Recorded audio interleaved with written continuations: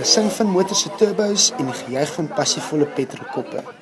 Dis wat mens by die jaarlikse West Coast Festival of Speed of Saldanha Drag soos dit in die volksmond bekend staan kon sien. Die versnelrenbyeenkoms het Saterdag op die Saldanha vliegveld plaasgevind en teen Saterdagmiddag was die bandmerke op die teer en die rookwolke in die lug 'n aanduiding dat hier gejaag is. Honderde versnelren-entoesiaste het met hul vuurwaans kom spog en mekaar oor 'n afstand van 800 meter die stryd ingesê. Die byeenkoms is een van die hoogtepunte op Petrolkoppe se kalender en word elke jaar voor duisende toeskouers gehou. So wat 150 jaars het vanjaar deelgeneem. BMW's, Honda's, Ford, Chevrolets, Nissans, Toyotas en Volkswagens het mekaar opgekuil.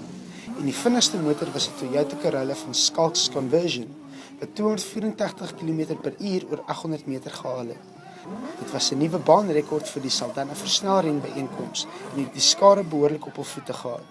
Die spoedvrate op motorfietsse het ook nie op hul laat weg nie, en dis veral die Suzuki Hayabusas en die BMW fietsse by die aandag getrek het.